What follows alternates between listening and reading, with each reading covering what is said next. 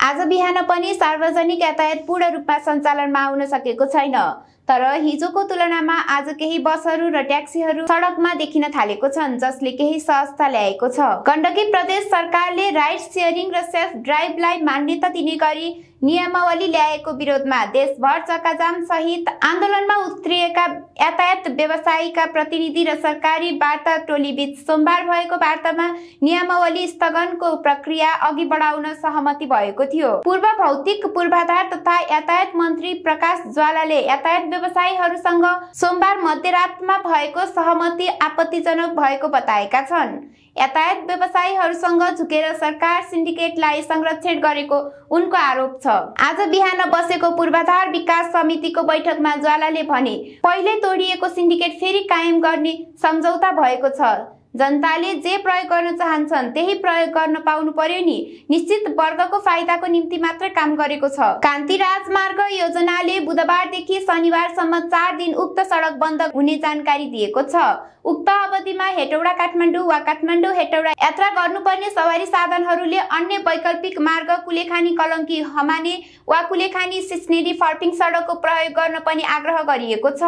गत असोज 10 देखि 13 गतेसम्म अविरल वर्षातले राजमार्गको उक्त खण्डमा क्षति पुर्याएको थियो।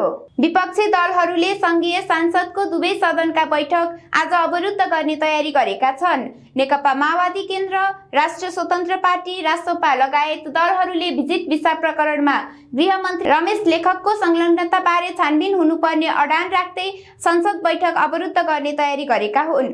गृह मन्त्रालयका सहसचिव तीर्थ भट्टराई भिजिट भिसामा प्रकरणमा अख्तियार दुरुपयोग अनुसन्धान आयोगको छानबिनमा पर्दा गृह मन्त्री लेखकको सचिवालयका सदस्यहरू समेत मुछिएपछि मन्त्री लेखकमाथि पनि छानबिन गर्नुपर्ने माग विपक्षी दलहरूले राखेका छन्।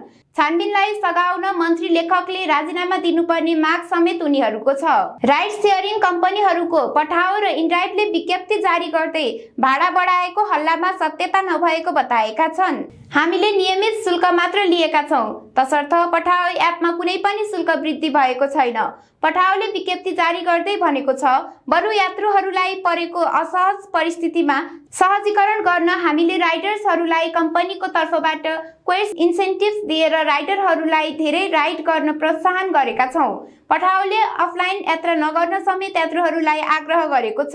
अफलाइन यात्रा गर्दा विभिन्न व्यक्ति ठगी, डकैती, दुर्व्यवहारमा परेको घटना यस अघि पनि आउने गरेकै छ। विज्ञप्तिमा भनिएको छ, अफलाइन यात्रा गर्दा सोको रेकर्ड सिस्टममा नहुने, बिमा नहुने र विभिन्न प्रकारको आपराधिक घटनाको जोखिम हुने भएकाले मोबाइल एपबाट मात्र राइड लिनुहुन हामी अनुरोध गर्दछौं। करण केसीले शानदार ब्याटिङ गर्दै ओडिआई करियरमा पहिलो अर्धशतक प्रहार गरेपछि नेपालले आइसिसी क्रिकेट विश्वकप लिग 2 मा घरेलु टोली स्कटल्यान्ड विरुद्धको कृतिमानी जित हात पारेको छ। 9 नम्बरमा ब्याटिङ गरेको करणले अभिजित 65 रन बनाएपछि लिग 2 श्रृङ्खलाको पहिलो खेलमा नेपालले स्कटल्यान्डलाई 1 विकेटले हराएको हो। स्कटल्यान्डले दिएको 297 रनको लक्ष्य नेपालले अन्तिम बल बाँकी छँदा 1 विकेट गुमाएर पूरा गर्यो।